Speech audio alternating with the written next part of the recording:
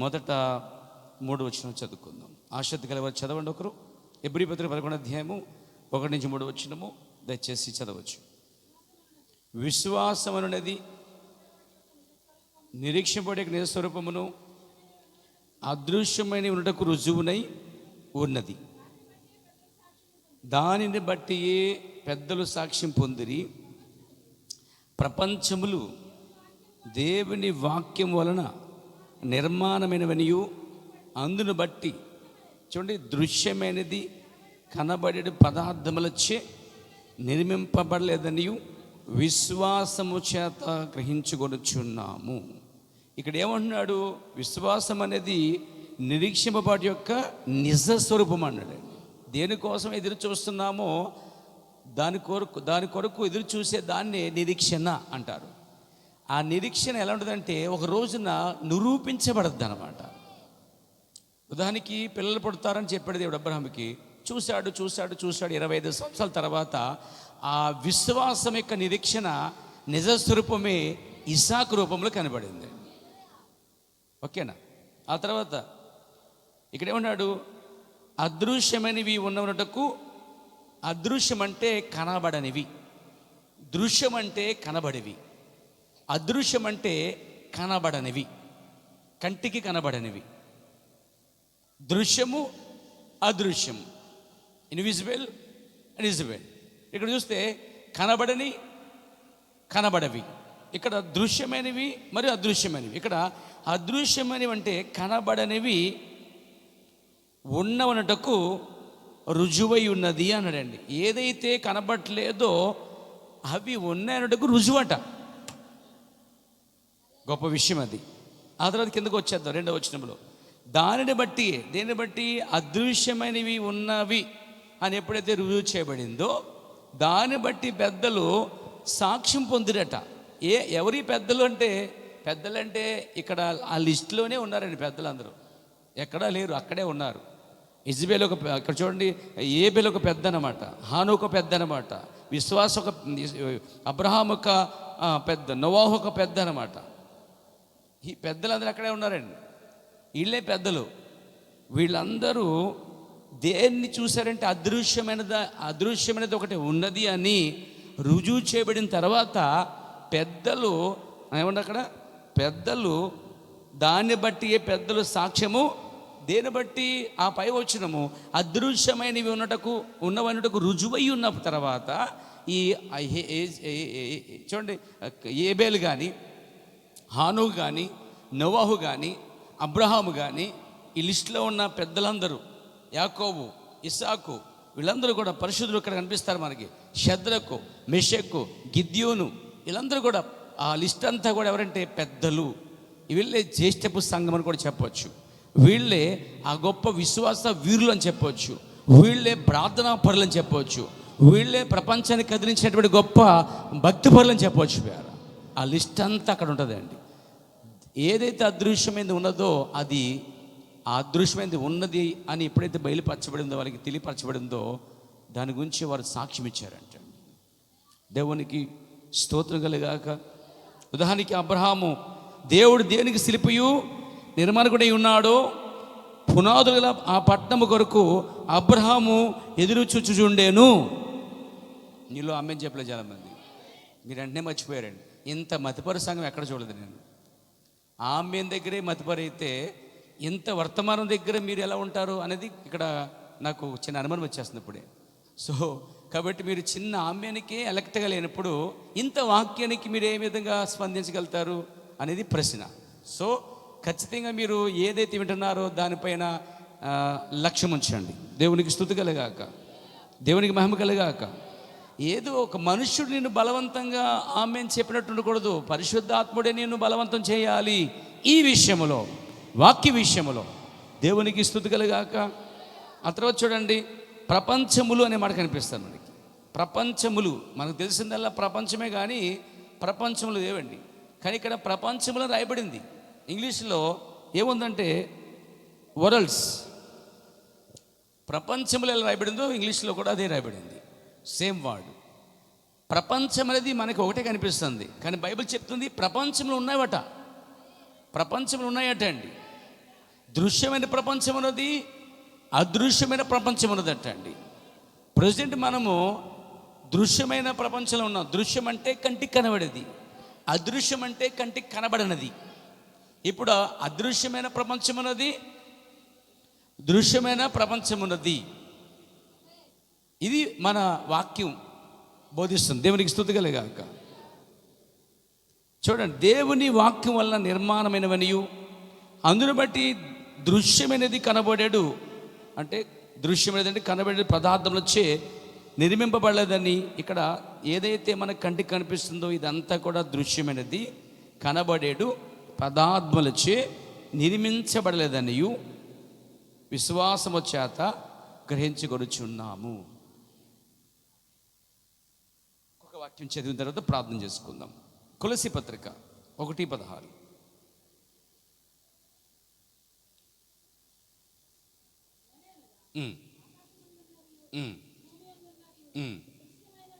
ఇక్కడ చూడండి, ఆకాశముందున్నవియు భూమి మీద ఉన్నవియు, ఇక్కడ దృశ్యమైనవి కానీ, సరే ఇక్కడ దృశ్యము మరియు అదృశ్యమైనవి కానీ.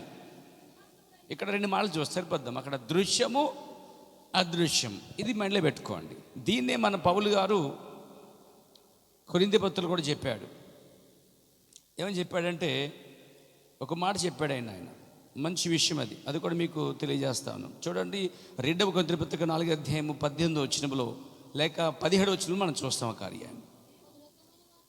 మేము అనగా పెద్దలు, మేమనగా విశ్వాసులు, వాక్య విషయంలో ప్రత్యక్షత కలిగిన వారు, మేము దృశ్యమైన వాటిని చూడక అదృశ్యమైన వాటిని నిదానించి చూచున్నాం. చూసారా, దృశ్యమైనది ఉన్నదని చెప్తున్నాడు, అదృశ్యమైనది ఉన్నదని పౌలు చెప్తున్నాడు. ఇలా మన బైబిల్ అంతట్లో ఇది కనిపిస్తూ ఉంది, ప్రపంచములు అని కనిపిస్తున్నాయి. కాబట్టి ఇవన్నిటినీ మనము జాగ్రత్తగా చూడగలిగితే ఈ ఉదయకాలంలో ఎన్నో విషయాలు మనం బైబిల్ నుంచి తెలుసుకోగలుగుతాం. ప్రార్థన చేసుకుని ముందుకు వెళ్తాం. మహాపరిశుద్ధుడైన తండ్రి, జీవం కలిగిన మా ప్రభువా, చదవబడిన వాక్యమును మా కొరకు ఆస్వాదించండి. వాక్యం నీది, మేమందరం నీ ప్రజలం, మాతో మీరు మాట్లాడండి. నీ వాక్యాన్ని విశదపరచండి. నీ వాక్యము సవివరంగా స్పష్టంగా నైనా మా హృదయానికి వినబడినట్లు సహాయం చేయండి. గ్రహించినట్లు కృప చూపండి. మీ పరిశుద్ధాత్మ నాయకత్వం కిందే ఈ వాక్యాన్ని మీరు ఆహారముగా పంచిపెట్టండి. మా ఆత్మలను మీరు పోషించండి. మాకు తెలియని విషయాలు ఎన్నో సంగతులు ఉన్నాయి బైబిల్లో, అవన్నీ ఈ ఉదయకాలంలో ప్రభువా పంచమని, ప్రభు అనుగ్రహించమని యేసుక్రీస్తు నామములో ప్రార్థిస్తున్నాను. దయచేసి కూర్చోండి. ఈ యొక్క వాక్యాలను బట్టి నా అంశం చెప్తున్నాను. 7 డైమెన్షన్స్, 7 పరిమాణములు. ఇది మనం చాలాసార్లు బోధించుకున్నాం కూడా. అయితే ఈసారి నేను ఒక పద్ధతిలో దీన్ని తీసుకురావాలని ఆశిస్తున్నాను. గందరగోళం కాకుండా, గలిబిలి కాకుండా 7 పరిమాణములు అంటే 7 డైమెన్షన్స్. 7 పరిమాణములు ఒకేసారి వివరించబడటం అనేది వల్ల పడని కార్యం. అందుకే నేను ఏం చేస్తానంటే, ప్రభు చిత్తమైతే ఒక్కొక్క ఆదివారం నాడు ఒక్కొక్క పరిమాణం కోసం క్లారిటీగా స్పష్టంగా బైబిల్ నుంచి వర్తమానించి సవివరంగా చెప్పాలని ప్రేరేపించబడుతూ ఉన్నాను. దేవుడు మనకు సహాయం చేయను కాక. 7 పరిమాణముల గురించిన సంగతులు బైబిల్లోనే ఉన్నాయి. గందరగోళం లేకుండా ఒక్కొక్క పరిమాణాన్ని మనం చెప్పుకుందాం. ఈరోజు మనము 7 పరిమాణములలో మొదటి పరిమాణము వెలుగు. ముందు మీకు పరిచయం చేస్తానండి. దేవునికి స్తుతి కలుగాక. ఈసారి ప్రభు చిత్తమైతే వచ్చే వారంలో ఆ యొక్క డయాఫ్రామ్ గ్రాఫ్ కూడా, లేకపోతే ఆ పిక్చర్ కూడా ఉంది, జెరాక్స్ తీసి కూడా మీ అందరికీ అందించి ఏర్పాటు చేస్తాను. అది మన దగ్గర ఉంది, ఆ కాపీ చూద్దాం. చూడండి, 7 పరిమాణంలో మొదటిది వెలుగు, రెండోది పదార్థం పరిచయం చేస్తున్నాను, మూడోది కాలము, నాలుగో పరిమాణం అనేది చూస్తుంటే సైన్స్ అన్నమాట. 4వ పరిమాణం అనేది కనబడిన దాన్ని కనబడినట్లు చూపించినదే సైన్స్ ద్వారా 4వ పరిమాణం ఉన్నది అనేది నిర్ధారించబడింది. సో 5వ పరిమాణము కింద ప్రపంచం అండి, అండర్ వరల్డ్. కింద ప్రపంచం అంటే మీరు ఎక్కడ కూర్చున్నారో కిందో ప్రపంచం ఉంది, అది పాతాళము, హెల్, పాతాళం. కింద పాతాళం ఉంది, అదో పెద్ద ప్రపంచం అండి. ఆ కింద ప్రపంచాన్ని లేపి ఆ కిందున్న పాతాళాన్ని ఏమన్నారంటే బైబిల్లో అండర్ వరల్డ్, కింద ప్రపంచం అన్నారు. అయితే దాన్ని పాతాళం అని పిలిచారు, హెల్ అని పిలిచారు. మరి ఆ కింద పాతాళంలో అది ఏ భాగం వస్తుందంటే 5వ పరిమాణంకి వస్తుందండి. అది 5వ పరిమాణం, ఫిఫ్త్ డైమెన్షన్ అన్నమాట. ఈ 5వ పరిమాణంలో పాతాళం ఉంది. పాతాళంలో మళ్ళీ 3 భాగాలు ఉన్నాయట. మొదటి భాగము, 2వ భాగము, 3వ భాగము. అవన్నీ టైం వచ్చినప్పుడు మనం తప్పకుండా చెప్పుకుంటాం. మీకు పరిచయం చేస్తున్నాను. 7 పరిమాణములలో మొదటిది వెలుగు, 2వది పదార్థము, 3వది కాలము, 4వది ఈ గాల్లోనే మన శబ్దాలన్నీ ఉన్నాయి, కానీ మనకు కనబడవు, వినబడవు. కానీ ఏదో ఒక యంత్రం ద్వారా, ఒక ప్రిక్యూల్స్ ద్వారా, ఒక పరికరము ద్వారా అవి మనకి కనబడతాయి, వినబడట్లుగా చేసేది సైన్స్ అయి ఉన్నది. అది 4వ పరిమాణం, 4th dimension. 5th dimension under world, కింద ప్రపంచం. అంటే పాతాళములో ఈ పాతాళం అంతా కూడా 5వ పరిమాణంకు చెంది ఉన్నది. ఇక 6వ పరిమాణము పరదేశై ఉన్నది, దేవుని పిల్లలు ఉన్నటువంటి స్థలమైనది. ఇక 7వ పరిమాణము దేవుడే ఉండేటువంటి స్థలమైనది. ఇవన్నీ చాలా సపరేట్ ప్లేస్లు అన్నమాట అండి. దేనికి దానికి సపరేట్గా దేవుడు తాను సూచించాడండి. ఒక పాపి చనిపోతే పరలోకం పోడు, పరదేశపోడు. కానీ ఆ పాపి పశ్చాత్తాపడకుండా అలాగే చనిపోతే అతని ఆత్మ పాతాళంలోకి వెళ్ళి ఒక చోట బంధించబడద్ది తీర్పు దినం వరకు అనేది అక్కడ 5వ పరిమాణం రుజువు చేశాడు. ఇక 6వ పరిమాణము అప్పటికప్పుడు పాపి పశ్చాత్తాపడి యేసు నీ రాజ్యంతో వచ్చినప్పుడు నన్ను జ్ఞాపకం చేసుకోండి అని ఒక దొంగ పలికినప్పుడు అక్కడ పశ్చాత్తాపడాడు. కాబట్టి వెంటనే అతని ఆత్మ నేడు నాతో కూడా పరదేశంలో ఉందువు అని యేసుప్రభు చెప్పాడు. అంటే పాపి ఎంత ఘోర పాప అయినా, కొన్ని సంవత్సరాల నుంచి ఆ పాపములో కొనసాగుతున్నా, ఆ చీకటిలో కొనసాగుతున్నా, ఆ క్షణము ఆ గడియలో అతడు నిజంగా తెరవబడి పశ్చాత్తాపడి ఆమెలకు అతడు యేసు వైపు చూచినప్పుడు, పశ్చాత్తాపడినప్పుడు, పాపాలు ఒప్పుకున్నప్పుడు, తర్వాత వారు మరణించినప్పుడు వారి ఆత్మ పరదేశకు జరిగిపోతుందండి. అట్లీస్ట్ ఆ టైంలో బాప్తిసం కూడా అవసరం లేదండి. ఇప్పుడు అవసరం. సిలువ మీద దొంగ వచ్చి బాప్తిసం పొందడానికి టైం కూడా లేదు. రెండోది, అతడు బంధించబడ్డాడు, ఒక అధికారం కింద వెళ్ళిపోయాడు. కాబట్టి అతడు నేను దిగుతాను, బాప్తిసం పొంది మరలా వస్తానంటే ఛాన్సే లేదు. కాబట్టి పరిస్థితులను బట్టి దేవుడు ఆ వ్యక్తిని అక్కడ విమోచించడం జరిగిందండి. అదే స్వేచ్ఛగా ఉన్నావనుకో, నమ్మి బాప్తిసం పొందేవాడు రక్షించబడును అనేది ఆటకి వర్తిస్తుంది అనమాట. కాబట్టి ఇవన్నీ మనం త్వరలోనే ధ్యానించుకోబోతున్నాం. ఇది 6వ పరిమాణం. ఈ 6వ పరిమాణాన్ని పరదేశు అని పిలిచారు. చాలామందికి పరదేశుకి పరలోకానికి తేడా తెలియదండి. అంతెందుకు, అసలు మారు మనసుకి బాప్తిసానికి కూడా వ్యత్యాసం కూడా తెలియని ప్రజలు క్రైస్తవుల్లో నాకు కనిపించారు. అంటే వారు బైబిల్ చదవక, చర్చ్కి వెళ్ళిన వాక్యం అర్థం కాక, చెప్పేవాడు మంత్రతంత్రాలు అర్థం కాక, ఏమండి లోతైన విషయాలు పట్టుకోలేక, వారు భాషలు కార్యాలు ప్రజలు అర్థం చేసుకునే స్థితిలో ఉన్నప్పుడు చెప్పేవాడికి అర్థం కాని సబ్జెక్టు వినేవాడికి అర్థమవుతుంది.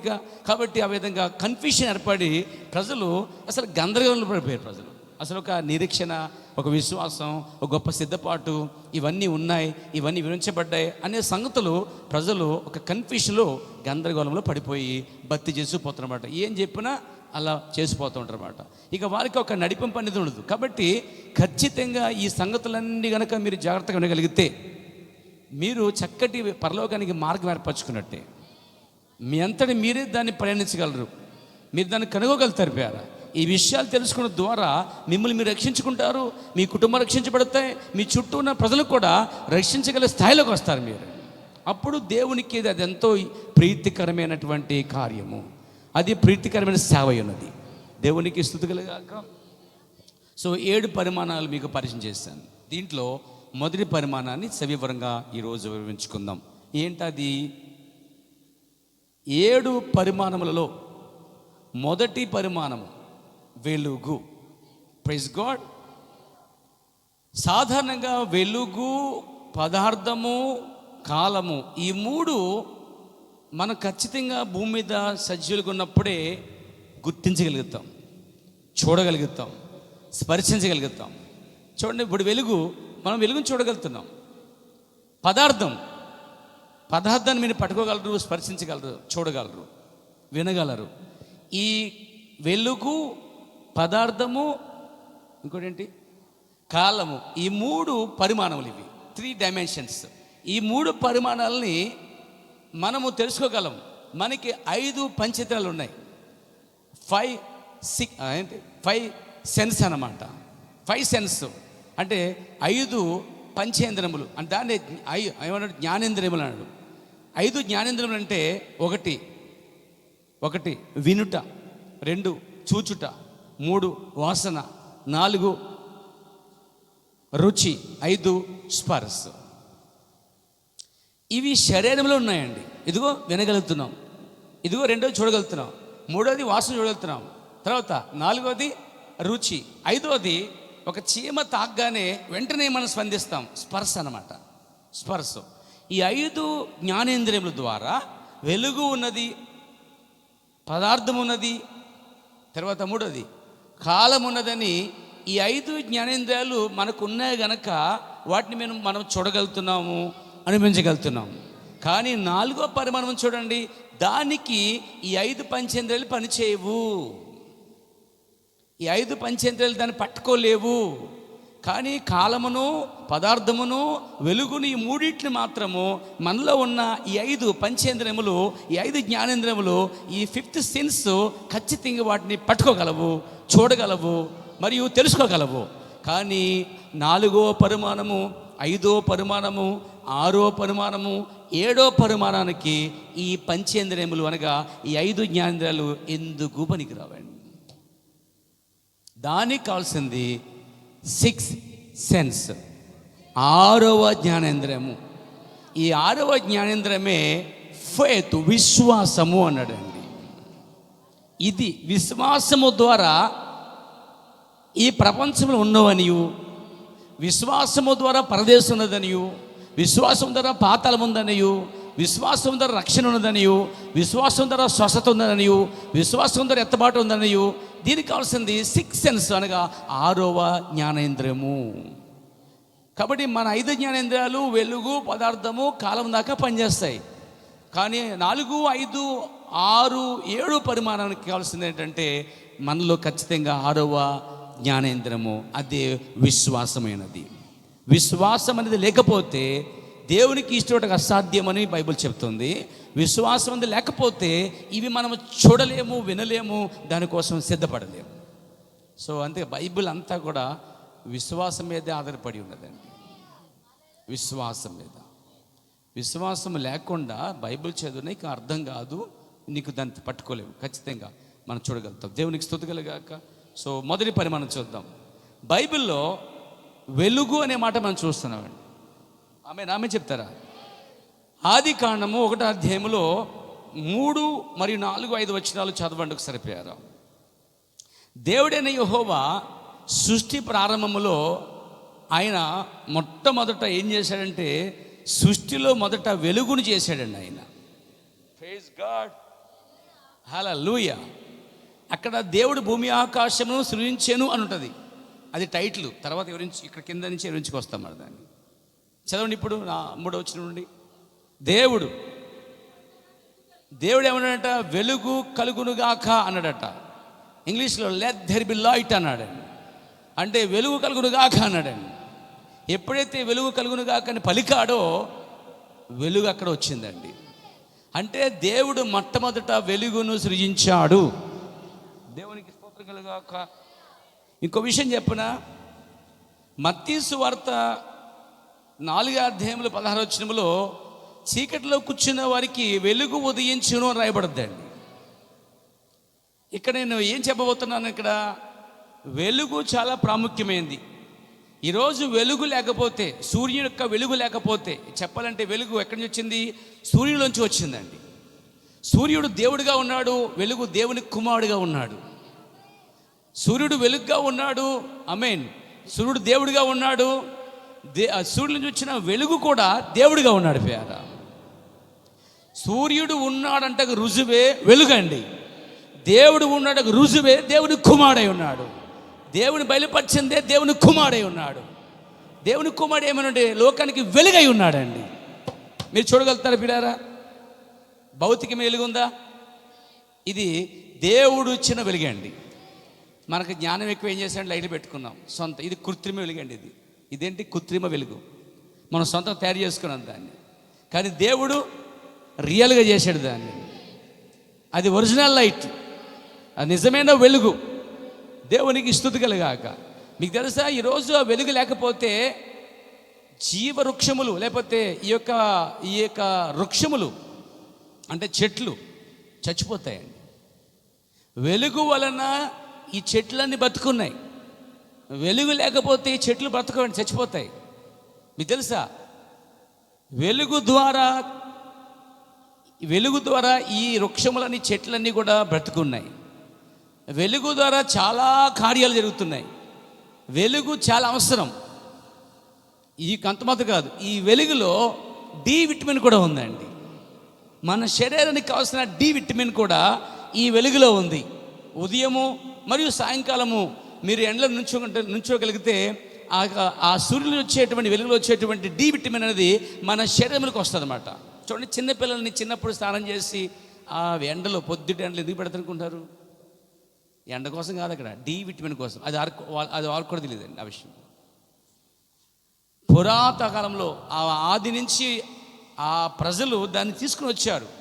వాళ్ళ ఆరోగ్యాలు అంత బలంగా ఉండే కారణం ఏంటంటే పాతకాలంలో వారు ఇగో దేవుడిచ్చిన గొప్ప వెలుగులో వారు పిల్లలు పెట్టడం ప్రారంభించారు. ఈరోజు పిల్లల్ని చూడండి ఇంక్యుబేటర్లో పెడతా ఉంటారు. ఎందుకంటే అక్కడ అది కూడా వెలుగు అనమాట. ఆ వెలుగు ద్వారానే ఆ వేటు పెరిగిద్ది. అంటే గర్భములో ఏదైతే పెరగలేదో ఆ యొక్క వేటు, దాన్ని ఇంక్యుబేటర్లో పెట్టినప్పుడు ఆ వెలుగు అనేది రాత్రి పగలు పడినప్పుడు వెలుగు ద్వారా ఆ బిడ్డ ఎదుగుతున్నాడు అన్నమాట, అభివృద్ధి అవుతున్నాడు. అంటే ఇప్పుడు వెలుగు చాలా ప్రాముఖ్యమైన కార్యమే. అంటే వెలుగు లేకపోతే, ఇప్పుడు మనకు వెలుగు లేదుకోండి, రాత్రి ఇచ్చాడు ఏం చేస్తారు మీరు? వెలుగు లేకపోతే ఎలా ఉంటుంది? అంత అంధకారమే కదా. అంధకారం ఉన్నట్టే. ఒక పెద్ద గృహంలో బంధిస్తే ఎలా ఉంటుందో రాత్రి పగలు అలాగే ఉంటుంటే. కానీ వెలుగు చాలా ప్రాముఖ్యమైనది. నాతో ఉన్నారు పేరా? ఇప్పుడు జాతికి వినని పేరా? ఇప్పుడు మొదటి భాగం చూద్దాం. వెలుగు కోసం మనం చూసినప్పుడు ఇక్కడ వెలుగు ఎవరు అని చూస్తున్నామంటే వాక్య ప్రకారం చూద్దాం. యోహాను రాసిన మొదటి పత్రిక 1:5 చూడండి దయచేసి. వెలుగు దేని చూపిస్తుంది చూద్దాం.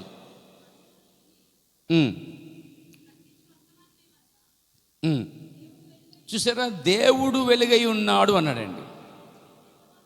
అసలు దేవుళ్ళలో చీకటే లేదట. దేవునికి స్తోత్రం చెప్తారా?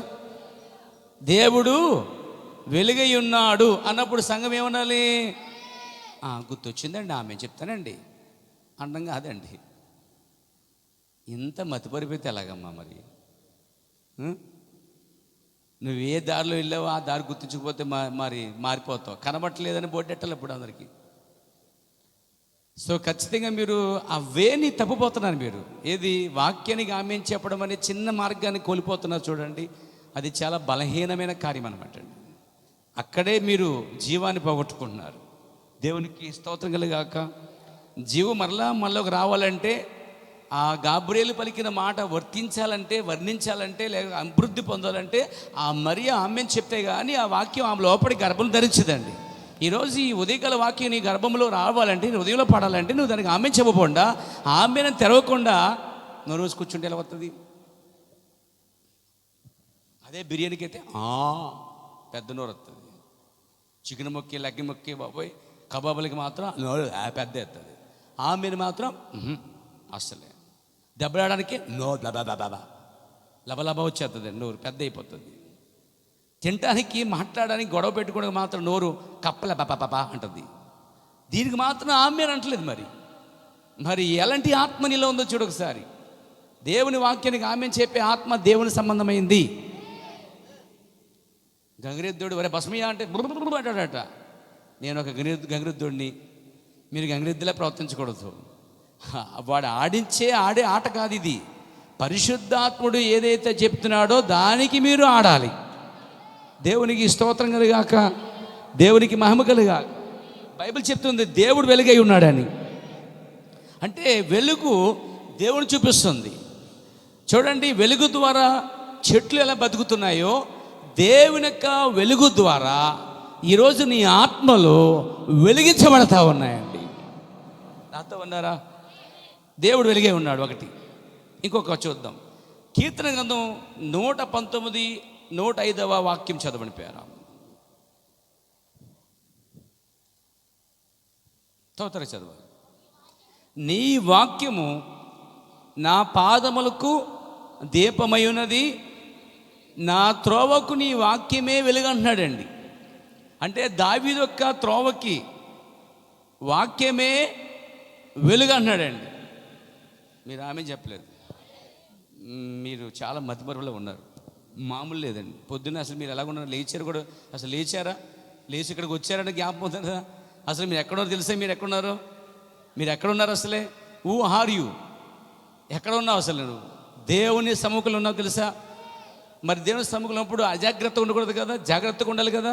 దేవునికి స్తుతి కలుగాక. మొదటిది దేవుడు వెలుగై ఉన్నాడు, రెండోది వాక్యమే వెలుగై ఉన్నది. సో ఇప్పుడు దేవుడు ప్లస్ వాక్యము ఒకటై ఉన్నది.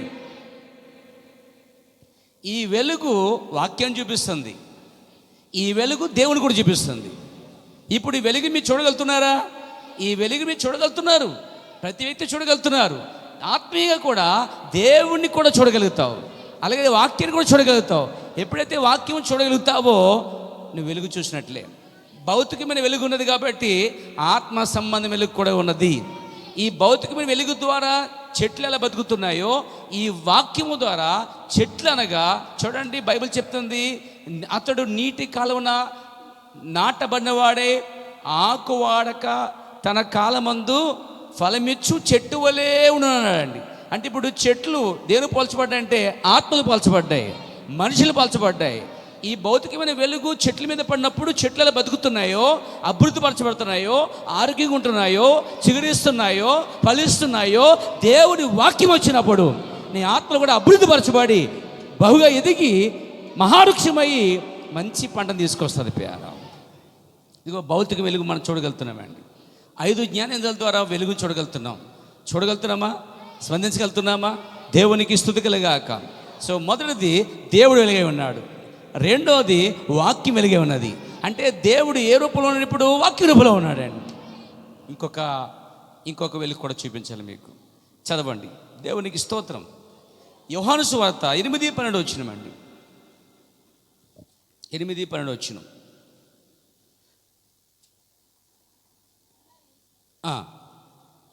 నేను యేసుప్రభు చెప్తున్నాడు, నేను లోకమునకు వెలుగును. ఇప్పుడు యేసుక్రీస్తు వెలుగై ఉన్నాడండి. ఇక్కడ యేసుక్రీస్తు ఏమై ఉన్నాడు? ఇప్పుడు చెప్పండి. దేవుడు వెలుగై ఉన్నాడు, వాక్యం వెలుగై ఉన్నది, యేసుక్రీస్తు వెలుగై ఉన్నాడండి. అంటే ఇప్పుడు దేవుడైన యెహోవా వెలుగై ఉన్నాడు, వాక్యం వెలుగై ఉన్నది, దేవుని కుమారుడికి వచ్చినప్పుడు యేసుక్రీస్తు కూడా వెలుగై ఉన్నాడండి. ఒకే రకమైన వెలుగు. పాత్రమైన యెహోవా దేవుడే వెలుగు, ఆ వెలుగే వాక్యమైనది, ఆ వాక్యమే కృపా సంపుడుగా మన మధ్యకి దిగి వచ్చినది. ఈ మన మధ్యకి దిగి వచ్చిన యేసుక్రీస్తు ఏమైనాడు? లోకానికి వెలుగై ఉన్నాడు. ఇదిగో ఆ సూర్యుడు లోకానికి వెలుగై ఉన్నాడు, కానీ ఈ సూర్యుడు ఈ లోకానికి వెలుగై ఉన్నాడు, క్రైస్తవ లోకానికి వెలుగై ఉన్నాడు. ఆ సూర్యుడు ప్రపంచానికి ఉపయోగపడుతున్నాడు, కానీ ఈ సూర్యుడు ప్రపంచంలో ఉన్న ఆయన లోకానికి, పరలోక రాజ్య సంబంధులకి ఆయన ఉపయోగపడుతున్నాడు. నీతి సూర్యుడు ఉదయించెను.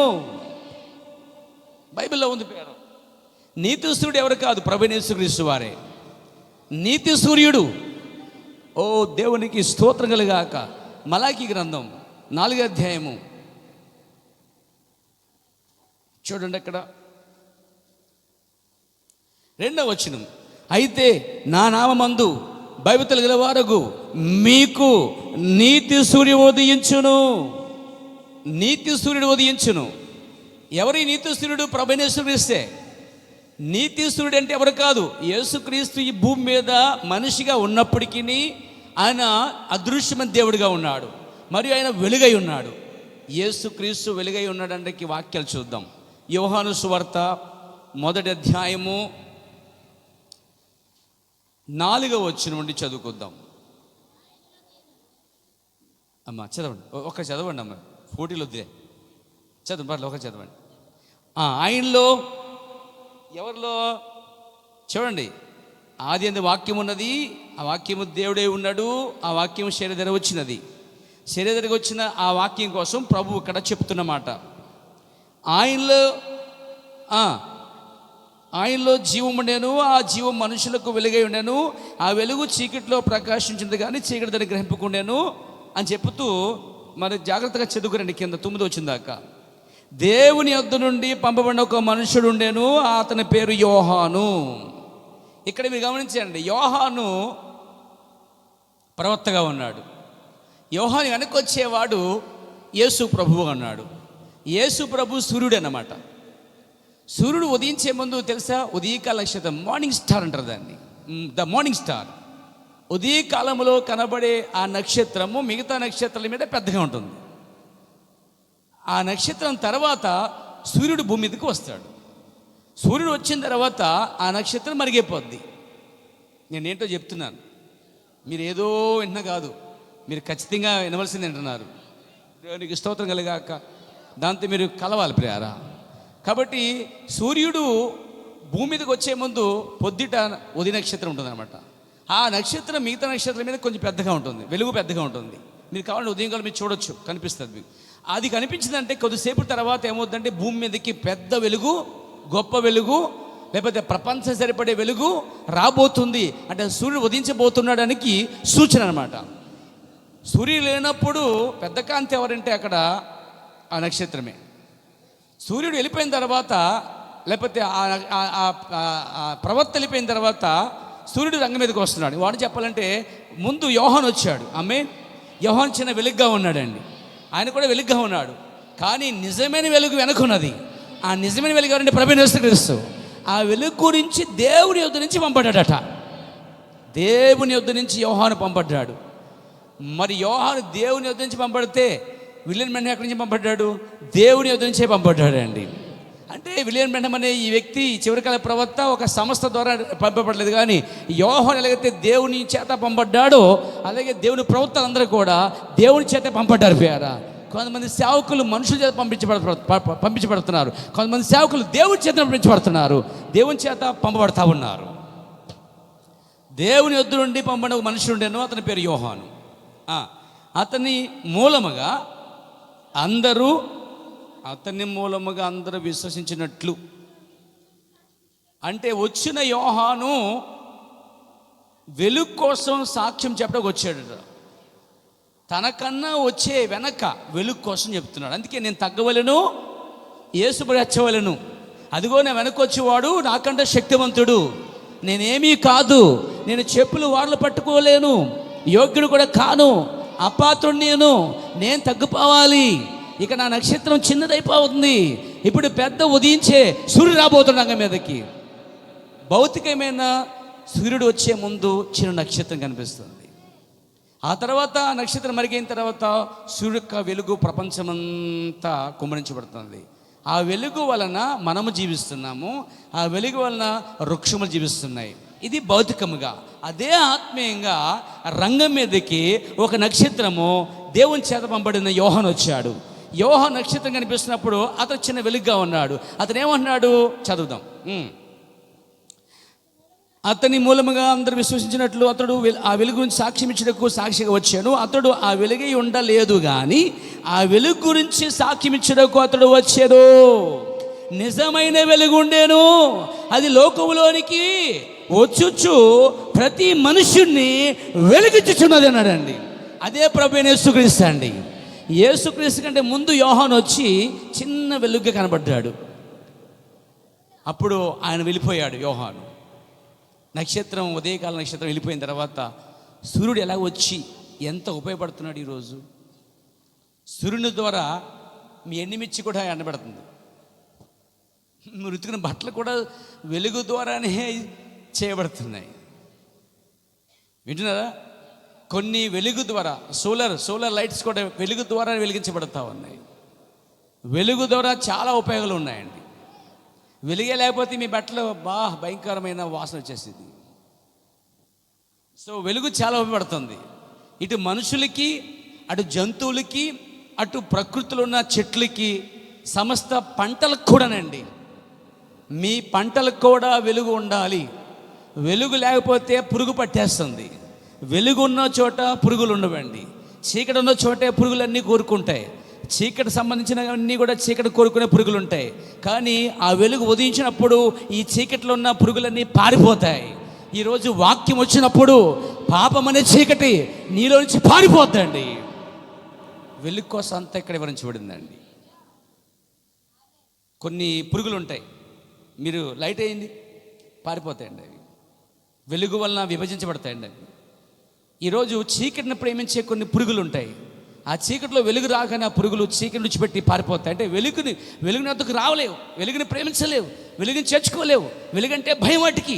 ఈరోజు చాలామంది కూడా దేవుని వాక్యం దేవుడు అనగా భయపడుతూ ఉంటారు పేర. కానీ వెలుగే నీకు ఆశ్రయము, వెలుగే నీకు మార్గమైనది, వెలుగే నీ త్రోవకు వెలుగై ఉన్నది పేర. నీ మార్గమునకు లేదా నీకు ప్రయాణానికి వెలుగు చాలా అవసరం. ఇప్పుడు కటిక చీకటిలో ఒక టార్చ్ లైట్ పట్టుకుని వెళ్తావు. టార్చ్ లైట్ ఏం చేస్తుంది? నీకు మార్గం సిద్ధపరుస్తుంది.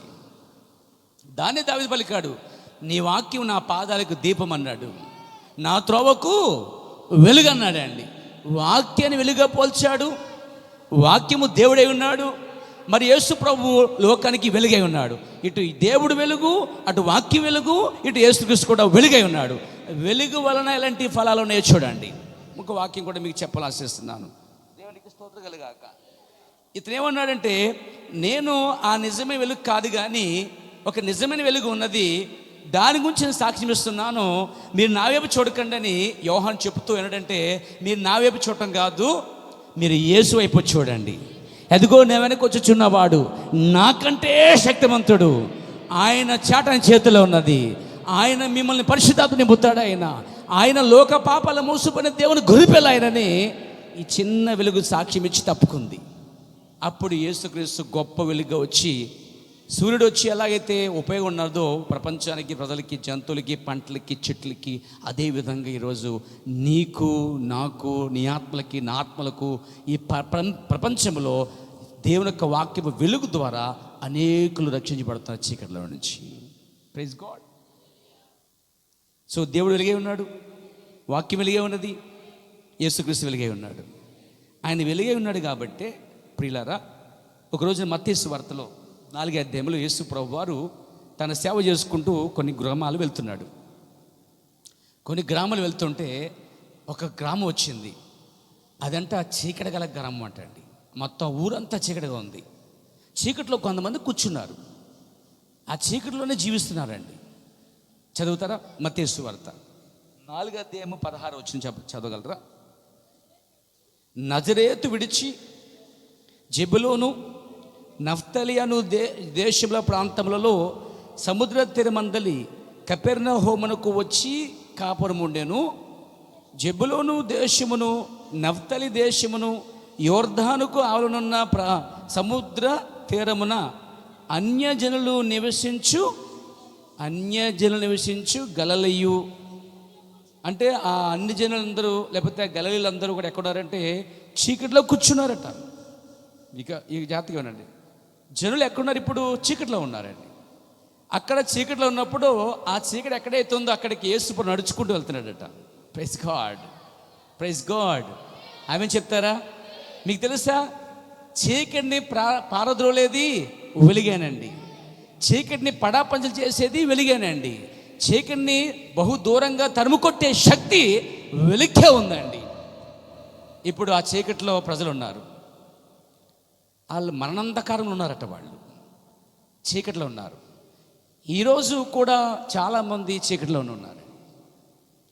భౌతిక వెలుగులో ఉన్నప్పటికీ ఆత్మ సంబంధం వారు పాపం అనే చీకట్లో, సిగరెట్ అనే చీకట్లో, బీడీ అనే సిగరెట్, లేదా చుట్ట అనే సిగరెట్లో, లేదా చీకట్లో, లేక ప్యాకెట్ అనే చీకట్లో, త్రాగటం అనేది చీకట్లో, వ్యభిచరించే చీకట్లో, భూ సంబంధమైన పాప కార్యాలు చీకట్లోనే జనులు ఉండిపోయారండి. ఒకప్పుడు నేను కూడా చీకట్లో ఉన్నాను, ఒకప్పుడు నువ్వు కూడా చీకట్లో ఉన్నావు. మనందరము చీకట్లో ఉన్నప్పుడు ఏదో ఒక రోజున దేవుడు తన వెలుగును నీకు నాకు అనుగ్రహించినప్పుడు మనం ఆ చీకట్లో నుంచి ఆశ్చర్యకరమైన వెలుగులోనికి పంపడ్డాం. మనం వెలిగించబడిన వారము, మనము చీకట్లోంచి రక్షించబడిన వారము. అలాగే గలిలీలో కొంతమంది చీకట్లో ఉన్నారు. చదవండి. అన్యజనులు నివసించు గలిలీ చీకట్లో కూర్చుని ఉన్న ప్రజలు గొప్ప వెలుగు చూచిరి. మరణ ప్రదేశములోను మరణ ఛాయలోను కూర్చున్న వారికి వెలుగు ఉదయించాను. ఏంటా వెలుగు? ప్రభువైన యేసుక్రీస్తు వారే. యేసుక్రీస్తే వెలుగై ఉన్నాడండి. యేసుక్రీస్తు అనే వెలుగులో ఒక పాపి వెలిగించబడతావాడు. యేసుక్రీస్తు అనే వెలుగులో ఒక పాపి క్షమించబడతాడు. యేసుక్రీస్తు అనే వెలుగులో ఎంత తాగుబోతే అయినా, ఎంత తిట్టిపోతే అయినా, ఎంత పాపి అయినా యేసుక్రీస్తు అనే వెలుగులోకి వచ్చినప్పుడు ఇక కార్యాలు మార్చబడతాయి. ఒక్క వెలుగుకే శక్తి ఉన్నదండి. వెలుగు మాత్రమే నీలో ఉన్న చీకటిని పారదోలగలదు.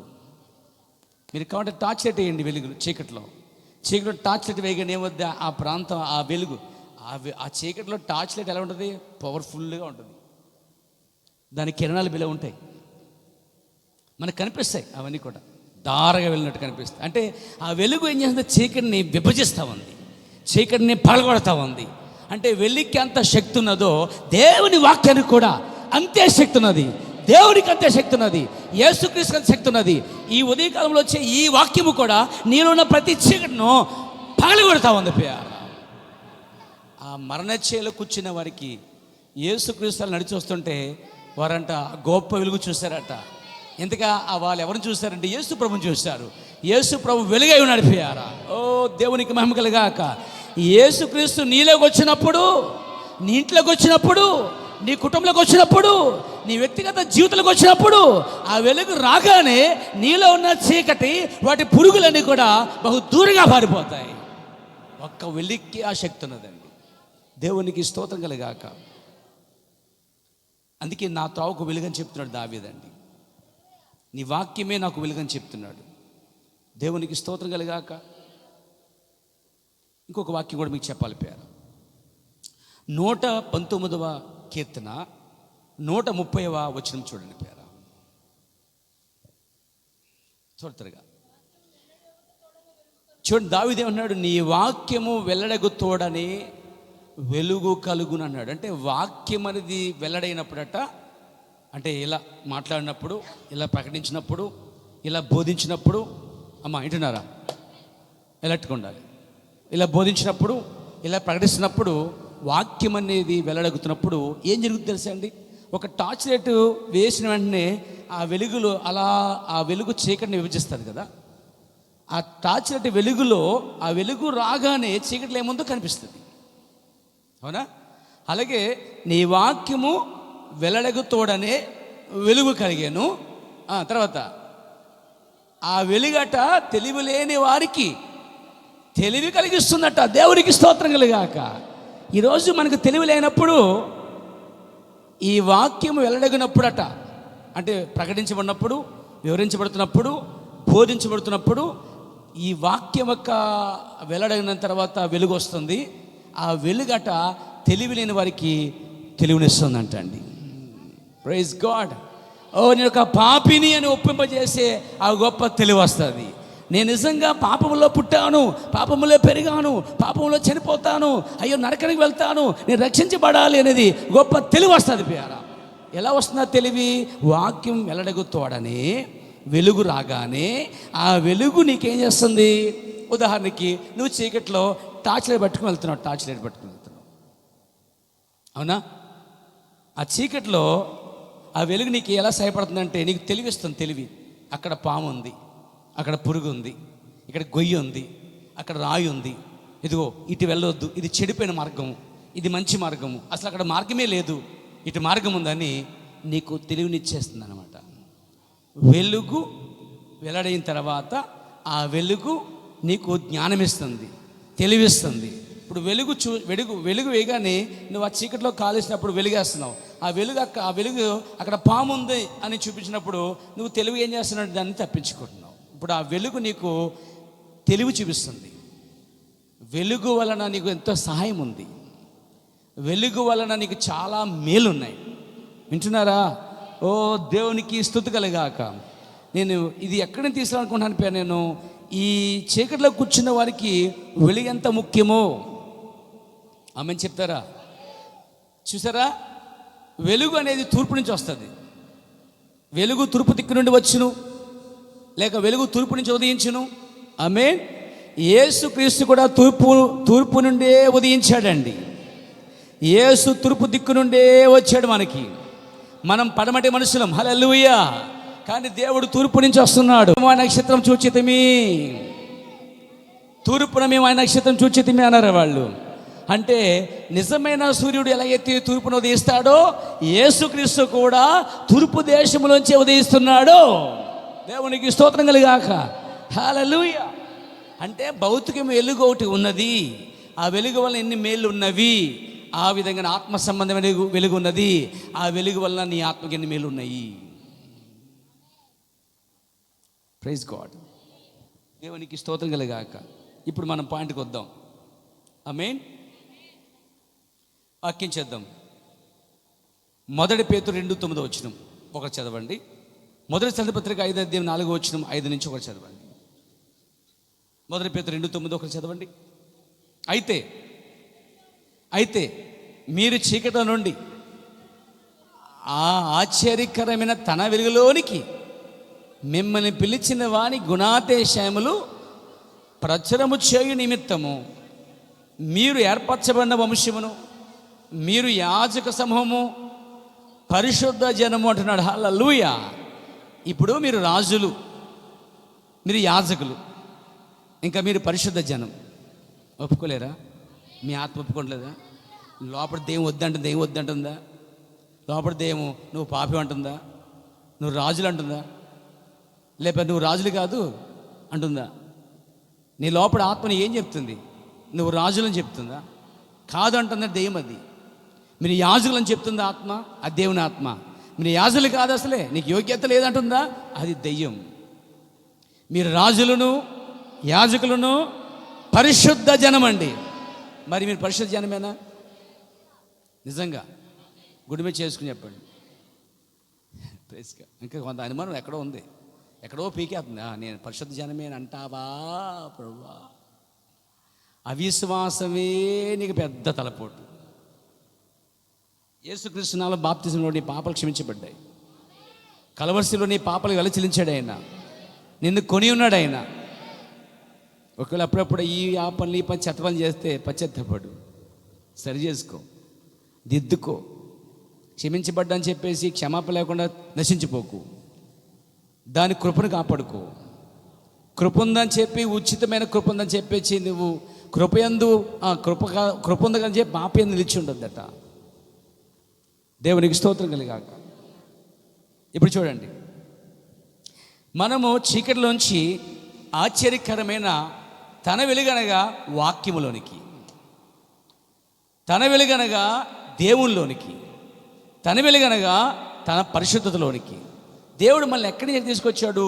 చీకట్ల నుండి ఆశ్చర్యకరమైన తన వెలుగులోనికి తీసుకొచ్చాడు. ఎందుకు తీసుకొచ్చాడు? పరిశుద్ధ జనముగా ఉండడానికి. ఎందుకు తీసుకొచ్చాడు?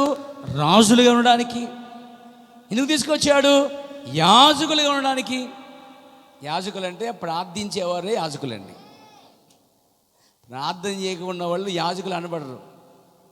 ఎవరైతే ఇంట్లోనూ, చర్చిలోనూ, సంఘంలో ప్రార్థన చేస్తున్నారో వాళ్ళు యాజకులండి. వాళ్ళు యాజకుడు ఎప్పుడు ఏం చేస్తాడు? ధూపాన్ని వేస్తాడు. ధూపం ఏం చూపిస్తుంది? ప్రార్థన చూపిస్తుందండి. మీరు యాజకులంటే ఖచ్చితంగా మీరు మోకాళ్ళ మీద మీ ఇళ్లలోనూ, మీ కుటుంబంలోనూ, మీ చర్చిల్లోనూ, మీరున్న సమాజంలోనూ ఖచ్చితంగా మీరు యాజకత్వం చేయాలి. అనగా యాజకుడి వల్లే మీరు ప్రార్థన చేయాలి. మీరు యాజకులుగా ఉంటే దేవుడు పిలిచాడు, పరిశుద్ధ జనముగా పిలిచాడు. అప్పుడప్పుడు సినిమా చూడడానికి, అప్పుడప్పుడు మందు కొట్టడానికి, అప్పుడప్పుడు సినిమా హాల్కి సినిమా చూడడానికి దేవుడు పిలవలేదు. దేవునికి స్తోత్రం కలుగాక. అప్పుడప్పుడు కాస్త మందు వేయడానికి, ఏమంటే ఈ మధ్య ఒళ్ళెప్పులుగా ఉన్నాయండి. ఒళ్ళెప్పులుగా ఉన్నాయా, అందుకు మందు వేస్తావా? కొందరు అంటారు, ఎందుకు తాగుతుంటే బాధ అంతా పోడాక తాగుతానండి అంటాడు. బాధ పోటాక మందు తాగుతాడట. ఇంకోటి ఎందుకంటే టెన్షన్లండి, భయంకర టెన్షన్లు. ఆ కాసేపు మత్తులో నిద్రపోతాం, మరి టెన్షన్ మత్తుపోయిన తర్వాత మళ్ళీ టెన్షనేగా, మళ్ళీ ఆ టెన్షనేగా నీకు. సో కాబట్టి అదొక భయంకరమైన బానిసత్వం అండి. అది చీకటి బ్రతుకు. దయ్యం నే చీకటి లక్కపోయింది. ఆ చీకటిలోంచి దేవుడు తీసుకురావాలంటే వెలుగు ఉదయించాలి. అందుకే బైబిల్ చెప్తున్న పేరా, చీకటిలో ఉన్న వారికి, మరణించిన ఉన్న వారికి వెలుగు ఉదయించాను.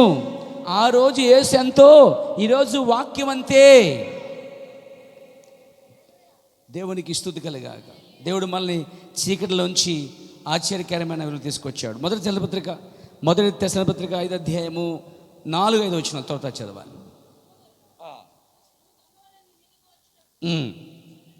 యేసు ప్రభు వచ్చి ఆ సమయం దొంగ వల్లే, అనగా దొంగ చెప్పకుండా వస్తాడు కదా, అలా వస్తాడు ఆయన.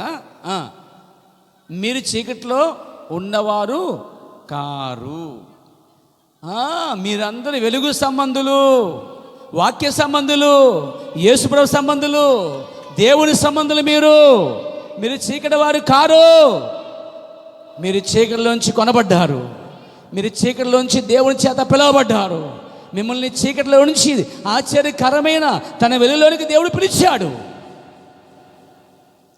కానీ చీకటి మిమ్మల్ని వెంటాడుతూ ఉంది, పాపం వెంటాడుతూ ఉంది. ఇప్పుడు కూడా ఈరోజు పాపం నిన్ను వెంటాడుతూ ఉంది.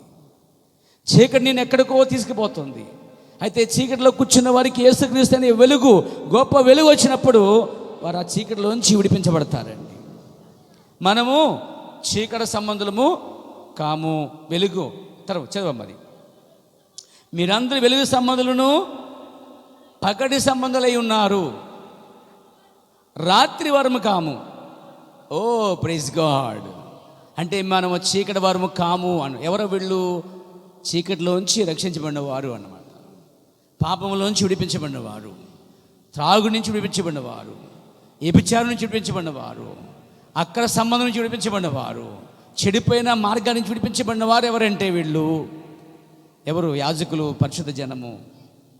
వీళ్ళు ఎవరంటే పకటివారట. వీళ్ళు చీకటి వారు కారట. చదవమ్మా. కావున ఏమన్నాడు? ఇతర వాళ్ళు నిద్రపోక మెలుగుగా ఉండి. సరే, మత్తులు అంటే పాప మత్తులుగా ఉండకుండా మెలుగుగా ఉండమంటున్నాడండి. దేవునికి స్తోత్రం కలిగాక. ఒక ఆవిడ అంటండి, రాత్రి అంతా నిద్రపోవట్లేదంట. యామ్మ నిద్రపడదంటే దేవుడు చెప్పాడు కానీ నిద్రపోవద్దు అన్నాడండి. మెలుగుగా ఉండమనండి. నేను వచ్చినప్పుడు మెలుగుగా ఉండమని చెప్పాడు కదండి. ఆయన ఎప్పుడో తెలియదు కాబట్టి మెలుగుగా ఉన్నదంట. కొన్ని రాత్రులు అలా గడిపేసిందంటే నిద్రపోవట్లేదండి. కాబట్టి ఏమ్మ అంటే మెలుగుగా ఉండమని చెప్పాడు కదండి బైబిల్లో, అందుకే మెలుగుగా ఉన్నానంట. ఆ మెలుగు కాదమ్మా, ఆత్మలో మెలుగుగా ఉండు, సిద్ధపడి ఉండు. చీకటిలోంచి బయటికి రా, నిన్ను సిద్ధపరచుకో.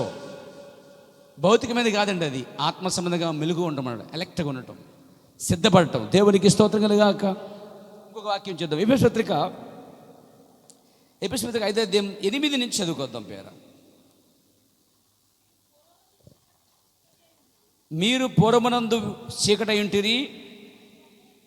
చూడండి, 5:8 చదువుతున్నారా? చదవమ్మా. అదే కంటిన్యూ. ఇప్పుడైతే ప్రభునందు వెలిగి ఉన్నారు. మునుపు ఎవరైనా మనము? మీరు పూర్వమునందు చీకటై ఉంటిమి. ఇదివరకు చీకటిలో ఉన్నారా? ఎంతమంది ఇదివరకు చీకటిలో ఉన్నారు? నేను ఇదివరకు చీకటిలో ఉన్నాను, ఇప్పుడు వెలుగులో ఉన్నాను. ఇప్పుడు చీకటిలో లేను, ఎందుకంటే నేను పగటి మనిషి కానీ రాత్రి మనిషి కాదు. Praise God. మీరు రాత్రి వారు కాదు, పగటివారు. మీరు చీకటి సంబంధులు కాదు, వెలుగు సంబంధులై ఉన్నారని చెబుతుంది. ఎప్పుడు? ప్రభు నమ్ముకున్నాక, ఎప్పుడు బాప్తిజం పొందాక, ఎప్పుడు చీకటిలోంచి వేరైన తర్వాత, ఈ దుష్ట సాంగత్యం నుంచి, చెడిపోయిన మార్గాల నుంచి వేరైన తర్వాత, ప్రభువుతో ఉన్నప్పుడు, ప్రైజ్ గాడ్, దేవునితో ఉన్నప్పుడు. హల్లెలూయా. కానీ మునుపు మనందరము చీకటి సంబంధులు, ఇప్పుడు చీకటిలోంచి పిలువబడ్డాం. ఇంకా మీలో చాలామంది ఇంకా చీకటి సంబంధంలో కొనసాగుతున్నారు. ఏనాడైతే చీకటి విడిచిపెట్టి బయటకు వస్తావో ప్రభునందు మీరు వెలుగై ఉన్నారట. తర్వాత వెలుగు ఫలము చూసారా, వెలుగు వలన ఆ ఫలం చూడండి, సమస్త విధములైన వెలుగంట అన్నిటికీ మంచిదట. ఒకటి వెలుగులో ఏముందట, మంచితనం ఉంది, నీతి ఉంది, సత్యము వాటిలో కనబడుచున్నది. వెలుగు యొక్క ఫలం ఏమిటి? మంచితనం, నీతి, సత్యం. 3 ఉన్నాయండి అక్కడ. మంచితనము, నీతి మరియు సత్యము వాటిలో కనబడుచున్నది. అంటే వెలుగులో జీవించేవాడు మంచి జీవితం జీవిస్తున్నాడు. వెలుగులో ఉన్నవాడు నీతిమంతుడిగా ఉన్నాడు. వెలుగులో ఉన్నవాడు సత్యములో ఉన్నాడు. నిజం చెప్పేవాడుగా, నిజాన్ని స్వీకరించేవాడుగా, నిజాన్ని నమ్మేవాడుగా, నిజం ప్రకారంగా జీవించేవాడుగా ఉన్నాడండి. గనుక ప్రభుకి ఏది ప్రీతికరమైనదో దాన్నే పరీక్షించుచు వెలుగు సంబంధాల వలె దేవునికి ఏదైతే ప్రీతికరంగా ఉన్నదో, ఆయనకి ఏదైతే ప్రీతికరంగా ఉన్నదో దాన్ని మనమంట పరీక్షించాలట. ఇది ప్రభుకి ప్రీతికరము. చుట్టకాల్చటము దేవునికి ప్రీతికరము కాదు.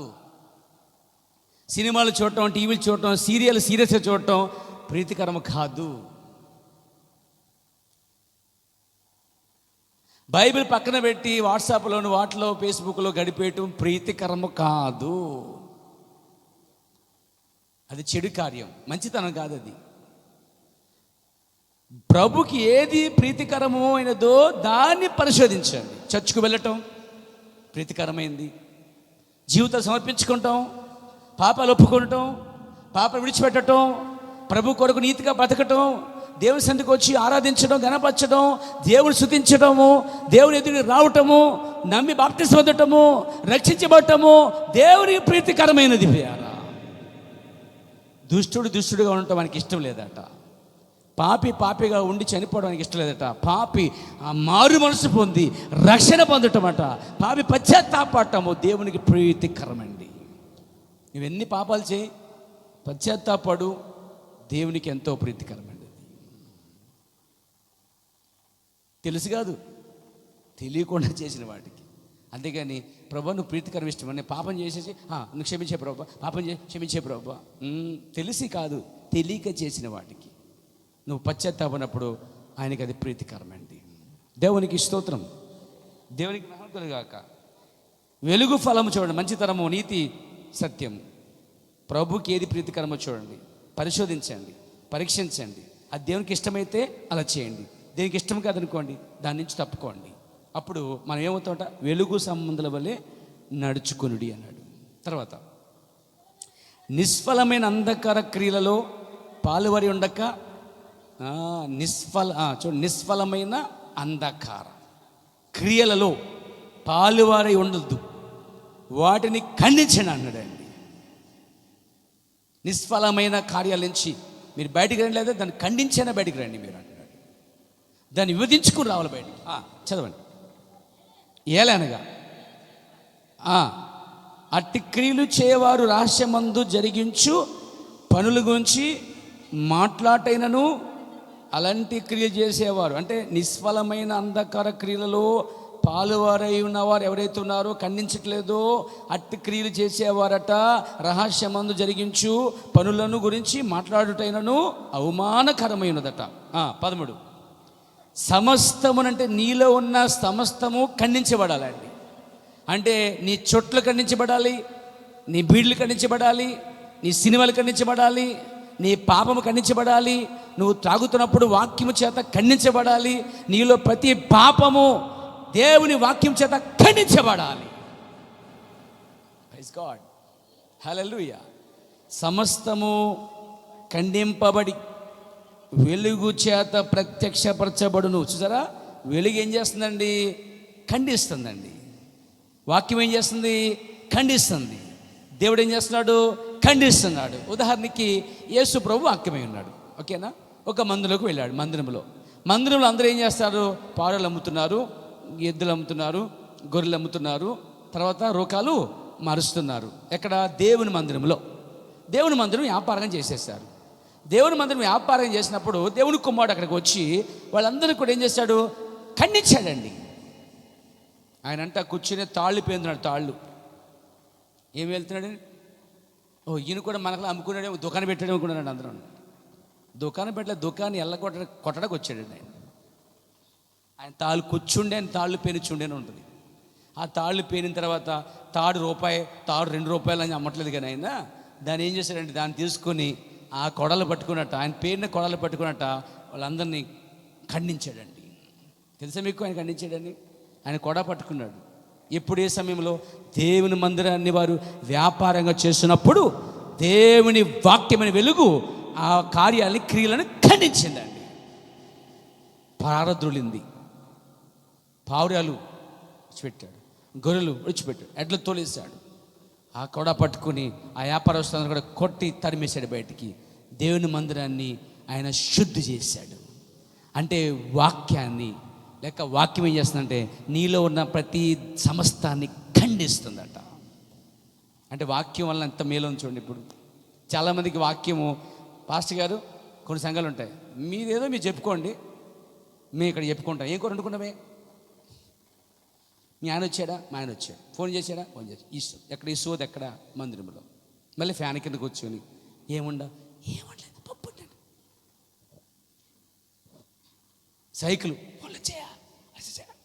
ఏంటి? మందిరంలో, దేవుని మందిరంలో ఆటలు, పాటలు, మాటలు, ఆటలు. ఒకరు చిన్నపిల్లలు వదిలేస్తారండి, వాళ్ళు మొత్తం మందిరం అంతా బేబచ్చం సంత మార్కెట్లో చేసి పడేస్తారండి. పుస్తకాలు చింపేస్తారు. అదే రాక్షసాత్మలు ఇవన్నీ. పాటలు పడి పుస్తకాలు చింపేస్తారు, బైబిల్ చింపేస్తుంటారు, తొక్కేస్తారు, ఎగిరేస్తూ ఉంటారు. ఇలా అయిపో మా అబ్బాయి ఎంత బాగా మా అమ్మాయి ఎంత బాగా ఆడుకుంటారు. ఏం ఆడుకుంటారు? బైబిల్ కింద ఆడుకుంటుంది. బైబిల్ చింపేస్తుంది. ఏ ఆత్మది? అలరాత్మది. దేవుని మందిరం పాడు చేస్తున్నప్పుడు చాలామంది అంటారు, పాస్టర్ గారు మీరు ఎన్నైనా చెప్పుకోండి, మేము అలా వింటాం, అలా వెళ్ళిపోతాం. ఇంకెక్కువ ఎక్కువ టైం చెప్పకండి, అసలు నేను ఎక్కువ టైం వాక్యం విన్నాం, ఎక్కువ తింటాను కానీ వాక్యం ఎక్కువ విన్నాం అని మాట్లాడతారు. ఏమనమ్మా దేవుని మందిరంలో అంతసేపు ఉండలేనమ్మా, నేను సినిమా హాల్ అయితే ఉండగలుగుతాను, టీవీ ముందు అయితే ఎన్నైనా చూస్తాను, సీరియల్ మీద సీరియల్ చూసేస్తాను. దేవుని మందిరంలో ఉండలేవు కానీ టీవీ ముందు కూర్చొని మాత్రం పళ్ళు పక్కపక్క అవుతావు. దేవుని మందులు కూర్చోవు కానీ ఈ కాళ్ళు సంత మార్కెట్ అంతా తిరిగి వస్తాయి. అన్ని మార్కెట్లు ఎక్కడ ఎన్ని గుమ్మాలు ఎక్కుతాయో ఈ కాళ్ళు, చచ్చి గుమ్మ మాత్రం ఎక్కువే కాళ్ళు. ఏం చెప్తున్నాను ఇప్పుడు? ఇలాంటి ప్రజలకి వాక్యము ఖండించబడవలసి ఉంది. ఒక ఆయన ఉంటాడు, నాకు ఎక్కడ నిద్ర రాదండి, చర్చిలోకి వెళ్తే ఎదురు వచ్చేద్దండి. అదేంటో నేను వెళ్ళేది కూడా చర్చిలోకి, ఆ ఏసీ ముందు కూర్చుంటాను, ఫ్యాన్ కింద కూర్చుంటాను, చక్కగా గోడకి వేసుకుంటాను కూర్చుని, ఇంటర్నెట్టే ఉంటాను, మధ్య మధ్య కళ్ళు తెరిసి ఆమె చెప్తాను. వాళ్ళకి వాక్యం వచ్చిందనుకోండి, ఖండించబడుకోండి, చెప్పుకొని మన నిద్ర మందే ఆయన అరుచుకొని మన ఎందుకు వచ్చాం? నిద్రపడకు వచ్చాం. ఇవన్నీ ఆత్మలు దేవుని మందులకు వచ్చి వ్యాపారం చేస్తున్నాయండి. ఆ రోజు యేసుప్రభువు వెలగెత్తే ఖండించాడు. ఈ వాక్యంతో ఖండించామనుకోండి, మీ సత్యం ఉందా? మా ఇంటి పక్కన సత్యం కూడా ఉంది, దాంట్లో దూరిపోతాం. అంటే నీ పాపాన్ని, నీ క్రియలను ఖండించి చేసి ప్రభు రాజ్యం సిద్ధపరిచే వాక్యము కాదనుకుని మనుషులంటే కల్పన కథలు తిరిగి కాలం వస్తుందట. మనుషులు సత్యమును చెవినివ్వక కల్పన కథలు విను కాలం వచ్చుచున్నది. అది ఏ కాలం అంటే ఈ కాలమే, అంత్య దినమే అని చెప్తాడు పౌలు గారు. కానీ మనం అలా నశించిపోవద్దు. వెలుగు ఫలము చాలా మంచిది, వెలుగు చాలా అవసరం మనకి. ఆమె చెప్తారా, సమస్తమును ఖండించి వెలుగు ఏం చేస్తుంది? ప్రత్యక్షపరుస్తుందట. హల్లెలూయా. వెలుగు ఏం చేస్తుంది? ప్రత్యక్షపరచబడుతుంది. వెలుగు వాక్యం మీదకి వచ్చినప్పుడు, వాక్యం చదువుతున్నప్పుడు ఆ వెలుగు ద్వారా వాక్యంలో ఉన్న సత్యం అనేది ప్రత్యక్షపరచబడుతుందండి. ప్రత్యక్షపరచబడేది ఏదో అది వెలుగే కదా. అందుచేత నిద్రించుచున్న నీవు, ఏంటమ్మా నిద్రపోతున్న నీవు, ఒకసారి కేవ్ ఇచ్చి తర్షీస్కి నాకు టికెట్ ఇమ్మన్నాడంట. ఎవరు? కేవ్ అంటే డబ్బులు, అసలే ఖాళీలో అన్నీ రిజర్వేషన్ అయిపోయినాడట. తర్షీస్కి వెళ్ళే వాడ ఎక్కడానికి టికెట్ డబ్బులు ఇచ్చాడట. అప్పటికే వాడంతా ఫుల్ అయిపోయిందట. టిక్కెట్లు ఖాళీ అసలు సీట్లు ఏం ఖాళీ అన్నట్ట. దేవుడేమి ఇతను నినేవకి వెళ్ళమన్నాడు. ఎక్కడికి వెళ్ళమన్నాడు? నినే పట్టణం వెళ్ళమంటే టిక్కెట్ ఎక్కడ తీసాడు? కావాలని తీసాడట. టిక్కెట్ లేవయ్యా, సీట్లు లేవంటే పర్లేదండి కిందకి వెళ్ళి పడుకుంటాను ఎక్కడో చోట సామాన్ గదులు అన్నాడట. సరే ఈడు ఎవడో పిచ్చోడు అని చెప్పి టికెట్ ఇచ్చేసారు. ఈయన చేశాడు, అందరూ పైన గదుల్లో ఉంటుంటే ఈయన సామాగ్రి ఉంటుంది కింద వాడ కింద ఆ కిందకి వెళ్ళి పడుకున్నాడు శుభ్రంగా. ఈ లోపు మధ్యలో భయంకర తుఫాను వచ్చేసిందండి. ప్రాణాల కంగారు వచ్చేసి జనాలకి అందరికీ, ప్రయాణికులకి అందరికీ తొందర వచ్చింది. ప్రయాణికులందరికీ ఇక సముద్రం మధ్యకి వెళ్ళిన తర్వాత ఎలా ఉంటుంది, ఇక ఈత రాని వాళ్ళందరూ ఇక అక్కడే ప్రాణాలు బిగిసిపోయి చచ్చిపోయేలా ఉన్నారండి. ఇక వాడిని ఒకటినాడు, ఇదిగో మా ప్రయత్నం మేము చేసాం, బరువు అనుకుని మొత్తం సామాగ్రి అంతా కింద పడేస్తాం, ఇక పోతే దేవుళ్ళు కూడా అడిగాం, ఇక మీరందరూ పైకి వచ్చి ఎక్కడ వాడ పైకి వచ్చి మీ దేవుళ్ళు ప్రార్థన చేసుకోండి, మీ దేవుడు కాపాడుతాడు, లేదా ఇక నా వాళ్ళ కాదని చేతులు చేశాడు నావికుడే. ఇక నావికుడే చేతులెత్తిన తర్వాత ఏం చేస్తాడు, ప్రతి వారు పైకి వెళ్ళి తమ దేవుళ్ళని అన్నీ ఆరాధిస్తున్నారు, సూచిస్తున్నారు, మరి రక్షించండి బాబు, కాపాడినారు. ఎందుకంటే వాడ మునిగిపోయేలా ఉంది, ఇప్పుడు ప్రాణాలు ఎన్నో కోల్పోతాయి. ఇక అందరూ లబోదిబో, ఎవరికైనా ప్రాణం మీదకి వచ్చినప్పుడు ప్రార్థన విలువస్తుందండి. అప్పుడు ప్రార్థన సూపర్గా వస్తుంది. ఎలా వస్తుందంటే ఎన్నడూ చేయని ఆత్మాభిషేకం వచ్చేది వారి మీదకి అండి. ఎందుకంటే ప్రాణమయంతో చేసే ప్రార్థనలు అయ్యి సరే చేశారు. వీళ్ళందరూ చేస్తుంటే మనోడు మాత్రం గొరకపెట్టి నిద్రపోతున్నాడు. ఎవరు? యోనా గారు. ఈ నావికుడు అందరి పేర్లు రాసుకున్నాడు, ఈయన పేరు రాసుకోలే. ఓయి సోమరపోతానడట, ఓయి నిద్రపోతానడట. ఇది పేరు తెలియగా మరి చచ్చిపోయే పరిస్థితి ఏర్పడితే నువ్వు వెళ్ళి నిద్రపోతున్నావు రా బాబు అంటే వాడికి అసలు బాధ్యతే భారమే. ఎవడు వెళ్ళిపోతే మనకేంటి, మనం మాత్రం నిద్రపోతాం అంతే. ఈ ఆత్మల సంఘాల్లో ఉండే ఖండించబడాలి వద్దా మరి, లేదా పాస్ గారు ఫ్యాన్ ఆడతారా నిద్రపోమ్మని ఇంకేమన్నా? వాడు కనుక అలా ఫ్యాన్ ఎట్టుంటే నేను నరకానికి అలా తీసుకుపోతాడండి. ఖచ్చితంగా సమస్తము ఖండించేది దేవుని వాక్యమే. వెలుగు వలన ఖండించబడుతున్నాం. నిద్రించిన నీవు మేలుకొని మృతుల నుండి లెమ్ము, క్రీస్తుని మీద ప్రకాశించునని ఆయన చెప్పుచున్నాడు. ఆ భయంకర చీకటిలోంచి, ఆ భయంకర ఆత్మీయ స్థితిలో నుంచి నువ్వు బయటికి రావాలి. దిగజారిపోయిన నీ ఆత్మ, చెలరిపోతున్న నీ ఆత్మ, పాడైపోతున్న నీ ఆత్మ, చెడిపోతున్న నీ ఆత్మ, అంధకారం యొక్క ఫలములో లేదా నిష్ఫలములైన అంధకారంలో జీవిస్తున్న నీ ఆత్మ మీద వెలుగు ప్రకాశిస్తుందట అండి. ఓ దేవునికి స్తోత్రం కలుగాక. ఆమె చెప్తారా గట్టిగా హల్లెలూయా.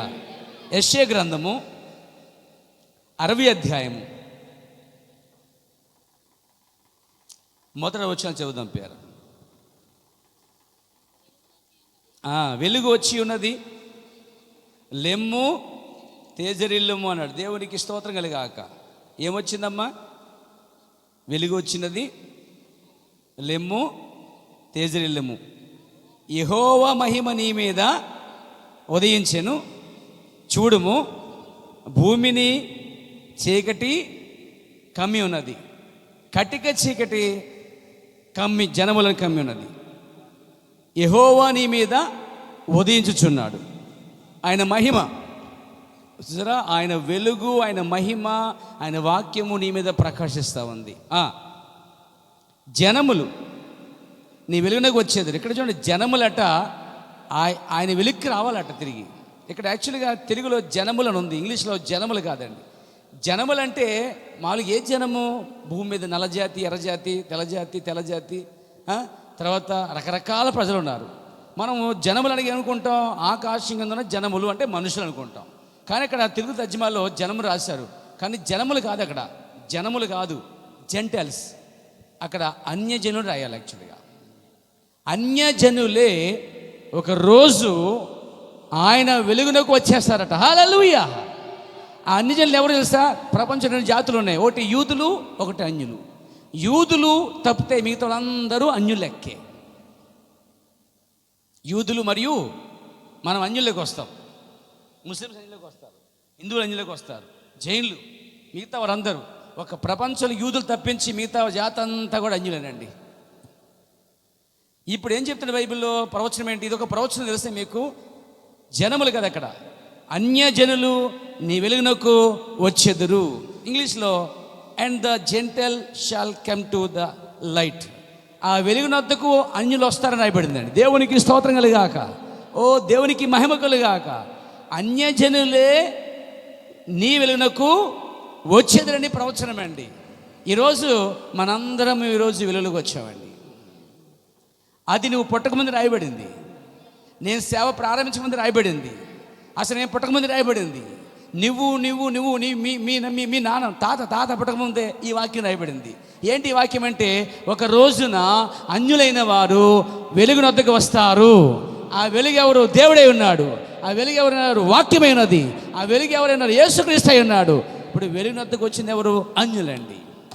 ఇక ఆఖరి వచ్చిన కూడా ఉంది. జకర్యా గ్రంథము 4:14 వచ్చినవండి. Praise God. ఆ దినము ప్రత్యేకముగా ఉండి, ఇది కూడా ప్రవచనమే అండి. యెహోవాకు తెలియబడిన దినము, పగలు కాదట, రాత్రి కాదట, అస్తమయ కాలమున వెలుగు కలుగును. ఆమేన్. దీన్నే మరో భాషలో చెప్పండి, సాయంకాలం మందు వెలుగు అంటారండి. సాయంకాలం మందు వెలుగట. చూడండి, విన్నారా సోదరులారా? వెలుగు వల్ల చాలా ఫలాలు ఉన్నాయి. వెలుగు ఎవరు? దేవుడు. వెలుగు ఎవరు? వాక్యం. వెలుగు ఎవరు? యేసుక్రీస్తు. ఇంకా చెప్పండి, వెలుగు పరిశుద్ధాత్మైనది. ఇప్పుడు ఈ వెలుగులోనికి అన్యులైన వారు ఖచ్చితంగా వస్తారని ఉంది. అంటే అన్యులకి దేవుడు ఒక వెలుగు సిద్ధపరిచాడు. అంత మాత్రం కాదు, అన్యజనులకి ఒక వెలుగు అనేది ఉదయించవస్తుంది. ఇంకా చెప్పండి, అన్యజనులకి దేవుడు ఒక ప్రవక్తను కూడా పంపాడు. అప్పుడు యూదులకి ఒక ప్రవక్త ఎలా పంపడ్డాడో, ఇప్పుడు అన్యులకు కూడా ఒక ప్రవక్త పంపబడ్డాడు. అప్పుడు ఒక ప్రవక్త యోహాన్ అయితే, ఆ తర్వాత యేసుక్రీస్తు వచ్చాడు. ఇప్పుడు విలియం బ్రన్హాం అయితే, ఆ తర్వాత యేసుక్రీస్తు వస్తున్నాడు సెకండ్ కమింగ్లో. దేవునికి స్తోత్రం కలుగాక. ఇప్పుడు గమనించిన ఆఖరికి వచ్చాం మనం. జకర్యా గ్రంథంలో ప్రవచనం ఉంది, యెషయా గ్రంథంలో ప్రవచనం ఉంది. యెషయా గ్రంథంలో ఏముందంటే, అన్యజనులైన వారు నీ వెలుగునకు వచ్చేదురు అని, అంటే నీ వాక్యంలోకి వస్తారని, రక్షించబెడతారని, మారుమనసు పొందుతారని, బాప్తిస్మం పొందుతారని, ఈ వర్తమానం చేర్చుకుంటారని. హల్లెలూయా. ఈ వెలుగునకు వస్తారనేది ప్రవచనం అండి. అది రాయబడిన ప్రకారంగానే నీ చుట్టూ నా చుట్టూ అన్యులు మనందరం కూడా ఆ వాక్యం వద్దకే రావలసి ఉన్నది. ఇక్కడేముంది?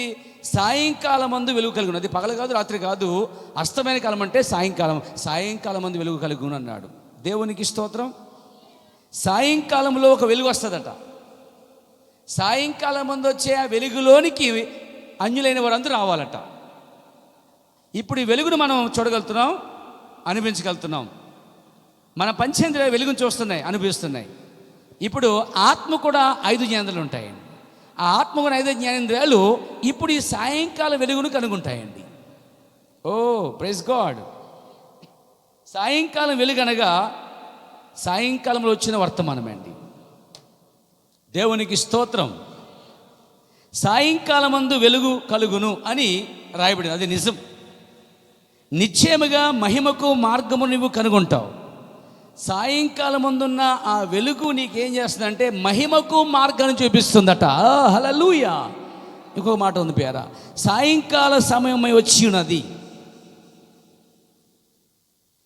క్రీస్తు శకము 33లో తూర్పు ప్రజలపైన ప్రకాశించిన అదే వెలుగు 1956వ సంవత్సరంలో పశ్చిమాన ప్రజలకు అదే వెలుగు ప్రకాశించినది అన్నాడండి.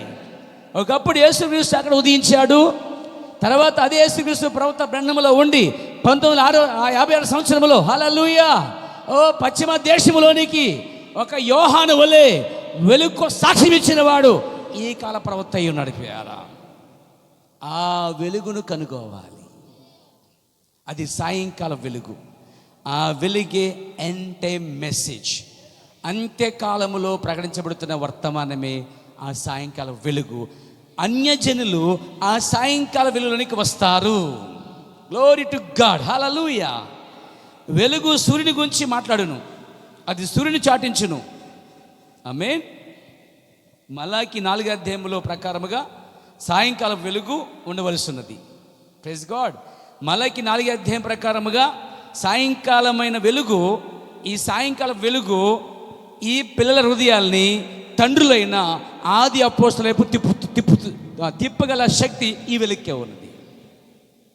మలాకి 4వ అధ్యాయంలో ఉన్నటువంటి ఆ సాయంకాలం వెలుగు, మలాకి 4వ అధ్యాయంలో ఉన్నటువంటి ఆ పిల్లల హృదయాల్ని ఈ సాయంకాలం వెలుగు కనబడుతున్న ఈ వర్తమానమే విశ్వాసులైన తండ్రులైన ఆది అపోస్తలుల విశ్వాసం వైపు తిప్పడం అనేది జరిగిద్ది.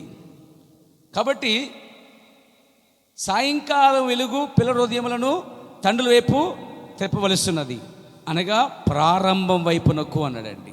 ఆది అపోస్తల బోధ, ఆది అపోస్తల దైవత్వం, ఆది అపోస్తల బాప్తిస్మము, ఆది అపోస్తల సంఘక్రమము, ఆది అపోస్తల విధానము, ఆది అపోస్తల ఏకాత్మ యుద్ధకే ఈ చివరి కాలపు వర్తమానం అనగా సాయంకాలపు వెలుగు ఎంతో మంచిది. నీకు ఈ వెలుగు నీకు సహాయం చేస్తుంది. ఈ వెలుగు ద్వారా నువ్వు ఆది అపోస్తల బోధ వైపు తిరుగుతున్నావు. ఈ వెలుగు ద్వారా ఆది అపోస్తల విశ్వాసం వైపు తిరుగుతున్నావు. ఈ వెలుగు ద్వారా పునాది వద్దకు వస్తున్నావు. ఆది అపోస్తల పరిశుద్ధులుగా అప్పగించిన బోధ వద్దకు వస్తున్నావు. ఈ వెలుగు ద్వారా నువ్వు ఎక్కడికి వస్తున్నావంటే నువ్వు పిల్లలుగా ఉండి నీ తండ్రులైన ఆది అపోస్తల విశ్వాసం తట్టు తిప్పబడతా ఉన్నావు. మరియు ఈ వెలుగే మహిమకు మార్గము చూపిస్తున్నది. సాయంకాల వెలుగు దేని కొరకు అంటే ఇంకో మాట కూడా ఉంది. సాయంకాల వెలుగట పిల్లల హృదయాల్ని తండ్రులైనటువంటి ఆది అపోస్తలకు తిప్పటం, అంటే వారి బాధ వైపు తిప్పటం, మహిమకు మార్గము చూపించటం. ఇంకా చెప్పాడు, ఈ సాయంకాల వెలుగు వల్ల ఇంకా లాభం ఏంటంటే పునరుద్ధరించబడుట, మళ్ళా విశ్వాసం పుంజుకుంటుంది, మళ్ళీ నిజమైన బాప్తిస్మం వద్దకు వస్తావు. సంఘం నిజంగా వాక్యపు క్రమంలో కట్టబడుతుంది. అనగా కోల్పోయిన కార్యాలన్నీ కూడా ఈ సాయంకాలం వెలుగు ఏం చేస్తుందంటే పునరుద్ధరింపచేస్తుంది. తెలుసా, వెలుగు వలన ఆ లోపల విత్తనం ఏంటంటే పగలగొట్టుకుని ఆ వెలుగు వలన బయటకు వస్తుంది. పేరా ఈ సాయంకాలం వెలుగు వలన ఏర్పరచబడిన దేవుని గింజలు, దేవుని పిల్లలు, విత్తనం గల పిల్లలు, దేవుని గొర్రెలు ఈ సాయంకాలం వెలుగు ద్వారా వాళ్ళు పైకి వస్తున్నారు. పేరా పునరుద్ధరించబడుతున్నారండి. సాయంకాలపు వెలుగు ఆయన సంఘములో పూర్తి రూపమును తీసుకొస్తుందట. అది ఆఖరి మాట. ఎంతో చెప్పుకున్నాం. ఆ వెలుగు ఫలము నీతి, సత్యము మరియు మంచితనం అని.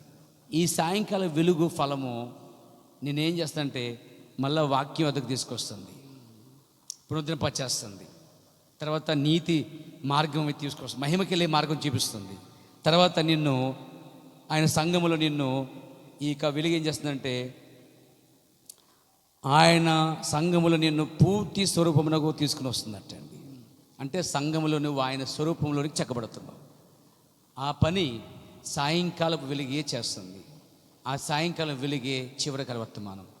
ఈ వర్తమాన యొక్క ఫలము ఎంతో మేలైంది. మీరు దాన్ని చూశారు, వెలుగుని. బైబిల్లో ఉన్న దేవుడు వెలుగే చూశారు, వాక్యం వెలుగని చూశారు, అవునా? యేసుప్రభు వెలుగని చూశారు, అవునా? హల్లెలూయా, అవునా? ఇప్పుడు సాయంకాల వెలుగును చూసే ఆ కన్నులు మీకు కావాలి. ఆ 5 జ్ఞానేంద్రియాలు ఈ సాయంకాల వెలుగును పట్టుకోవాలి, చూడాలి, అనుభవించాలి. ఈ వెలుగులో మీరు నడవాలి. దేవుడు మిమ్మల్ని దీవించుగాక. లేచి నిలబడదాం. ఒక చిన్న ప్రార్థన చేద్దాం. మీరు ఒకసారి లేచి నిలబడండి. ఒక చిన్న పలవ పడుకుందాం. కళ్ళు మూసుకోండి అందరూ కూడా.